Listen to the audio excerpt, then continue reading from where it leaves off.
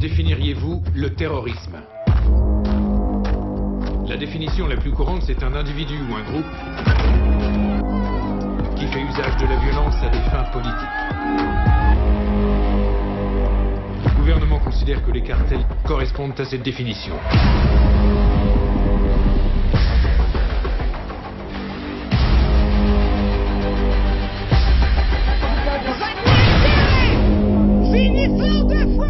Vous voulez en finir avec tout ça? Va falloir me laisser me salir les mains.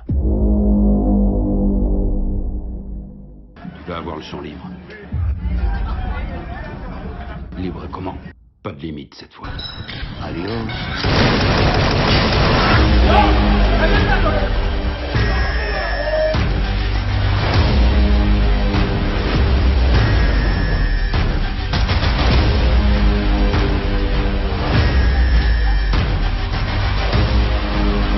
Tu vas nous aider à déclencher une guerre. Contre qui?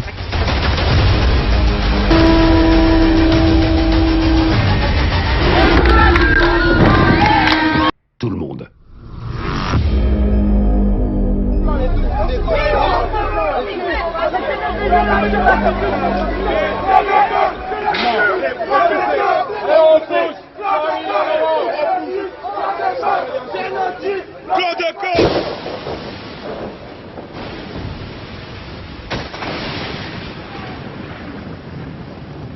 Bonjour Renaud Goudel. Bonjour. Et merci d'être là. Vous allez nous expliquer pourquoi vous avez engagé des poursuites disciplinaires et pénales contre Maître Constant et Arneton, les deux avocats du dossier Kezia Nuissier. On va y revenir. Mais d'abord, dites-nous pourquoi ce matin vous avez choisi de siéger vous à cette audience, surtout qu'il s'agissait d'une audience pour examiner un renvoi, j'ai envie de dire un simple renvoi. Oui, absolument. Simplement, en amont de cette audience, il s'est passé des choses très graves, j'estime extrêmement graves, et qui ont justifié que je descende à l'audience pour exprimer la parole du ministère public. Parce que ça reste sur le plan pénal un dossier de droit commun. On est parfaitement d'accord, absolument. Simplement, certaines personnes ici, et à commencer malheureusement, je dois le constater, par des avocats, tentent de donner, et pour reprendre d'ailleurs une expression qui a été utilisée, je crois, à votre antenne, une dimension, entre guillemets, politique à cette affaire-là. Alors que, comme vous le rappelez très justement, il s'agit purement et strictement d'une affaire de droit commun. Moi, ce que je veux simplement indiquer dans ce dossier-là, il n'est hors de question pour moi de légitimer et de dire que l'action qui a été celle des forces de l'ordre, et notamment donc de deux gendarmes après l'interpellation de ce jeune homme, est normale. Et encore une fois, ce n'est pas pour rien si là aussi j'ai pris la parole pour dénoncer publiquement, à l'issue d'une enquête extrêmement poussée qui a été menée, les agissements de ces gendarmes-là. Mais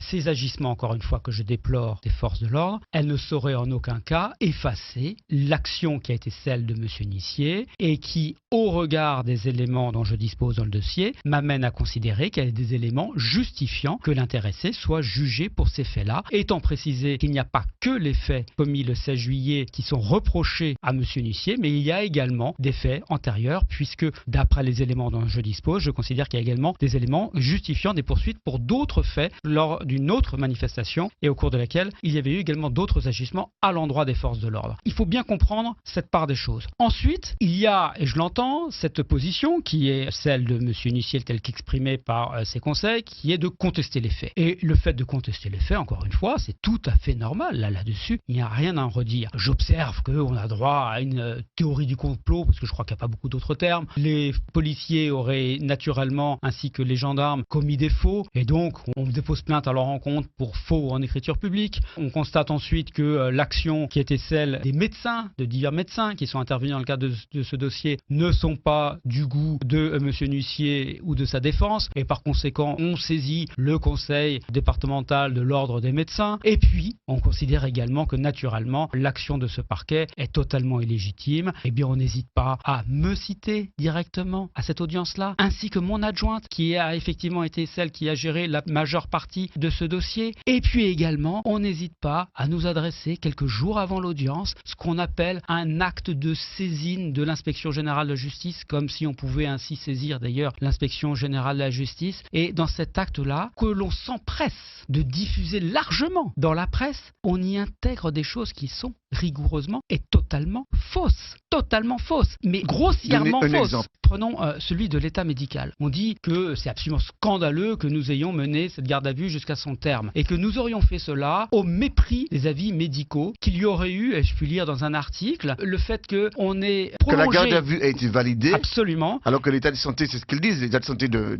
l'huissier n'était pas compatible. Exactement, alors qu'il suffit d'ouvrir le dossier pour constater que, naturellement et évidemment, que nous n'avons en aucun cas prolongé la mesure de garde à vue, alors qu'il y aurait eu un avis contraire médical. C'est absolument une évidence. Et on va même, pour pousser un peu le bouchon, on va vous même jusqu'à vous donner des détails. Alors on vous dit, à l'issue de la garde à vue, l'intéressé a été présenté devant ce procureur adjoint, qui est donc mon adjointe, et on l'a présenté alors qu'il était en train de saigner à tel point qu'il y aurait eu une trace de sang sur la moquette. Tout cela est juste totalement faux. Premièrement, il se trouve qu'il n'y a pas de moquette, vous connaissez les lieux, il n'y a pas de moquette dans un quelconque bureau au parquet de Fort-de-France. Deuxièmement, quand même, il suffit là encore de lire juste l'acte de procès-verbal de comparution à l'issue de la mesure de garde à vue, les toutes premières lignes, et on voit que ce n'est pas mon adjoint qui a reçu l'intéressé, et que ce déferment a eu lieu en présence de l'avocat choisi par M. Nussier, lequel d'ailleurs a formulé des observations sur d'autres points de procédure, mais à aucun moment fait état d'une moindre trace de sang qui aurait émané ainsi de la personne de M. Nussier. Donc tout cela est totalement faux, et c'est dit avec un tel aplomb que c'est pour laisser à croire ainsi que ces éléments sont justes, et pour en réalité tenter de faire passer le parquet, l'action de ce parquet, pour une action totalement inhumaine, une action totalement illégale. Je crois que là, il y a des bornes qui ont été dépassées et qu'on ne peut pas tolérer, qui justifient que, en l'occurrence, donc il y ait des suites que je ne peux que réserver à cette affaire. On va y revenir, mais ceci étant, il y a eu les faits qui se sont déroulés derrière le fourgon avec des images qui ont circulé. D'abord, est-ce que vous savez pourquoi ces images ont fuité? De quelle image? Vous parlez des images qui ont été prises derrière le fourgon? Derrière le fourgon au moment où Kezia Nussier a été interpellé. Alors ces images-là, donc elle a été prise par un riverain qui a d'ailleurs pu être entendu, puisqu'il a pu être identifié, il a pu être entendu. Enfin, il est parfaitement d'ailleurs souhaitable que ces images-là aient pu être prises, et ce sont précisément d'ailleurs ces images qui m'ont conduit à ensuite ouvrir immédiatement et sans attendre la moindre plainte. Tout à fait, c'est des images où on voit et on entend des propos. Il faut qu'on leur foute dans la gueule, on est là pour ça. Ce sont les gendarmes qui le disent. Ce que je sais, c'est qu'il y a effectivement d'autres images qui ont été diffusées, qui sont directement issues, à ma connaissance en tout cas, de l'enquête de l'inspection générale de la gendarmerie nationale, et qui ont été diffusées de manière, je dois le dire, quelque peu obscure. Mais à la limite, je dirais, elles ont au moins le mérite de montrer que cette enquête-là, elle a été instruite à charge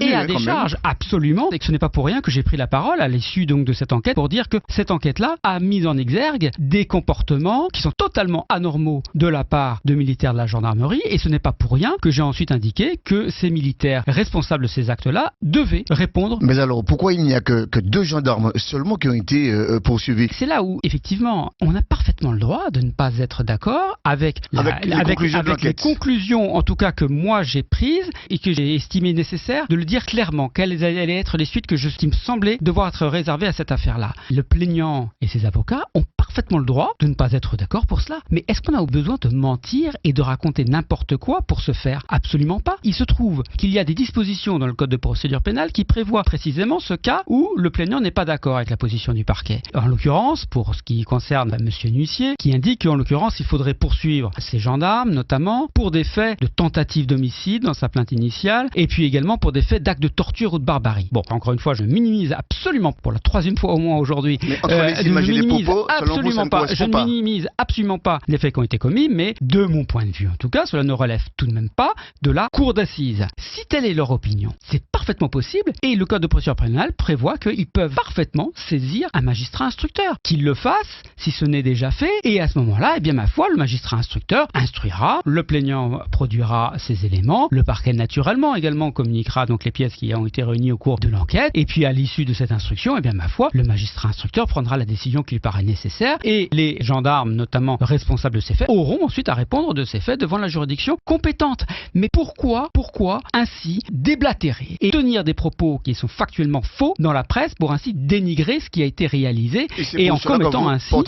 C'est pour la raison pour laquelle... Quand vous engagez 2 procédures disciplinaires et pénales. Hein. Absolument. En l'occurrence, ce que j'ai pu indiquer lors de cette audience du 9 novembre, c'est qu'à partir du moment où je considère que des faits graves de diffamation, également d'actes d'intimidation, ont été commis commis notamment au préjudice de mon adjointe. Eh bien, il m'appartenait d'y réserver les suites qui s'imposent. Eh bien, en premièrement, mon adjointe m'a d'ores et déjà fait part de son souhait de déposer plainte parce qu'elle considère, et je la soutiens totalement en cela, elle considère que ces faits méritent une sanction pénale. Deuxièmement, il m'appartient, à partir du moment où je considère que des fautes disciplinaires ont été commises, il m'appartient de saisir donc le parquet général qui est compétent pour engager ces poursuites disciplinaires. Et puis, dernier élément, compte tenu de ce comportement qui a été celui de ces deux avocats, je considère que nous n'avons plus à Fort-de-France la sérénité suffisante pour juger de cette affaire bien précise. J'ai également indiqué que j'allais demander le dépaysement de ce dossier. Mais est-ce que vous ne craignez pas qu'une autre juridiction ait une autre relation avec la vérité dans ce dossier? Aucunement, aucunement.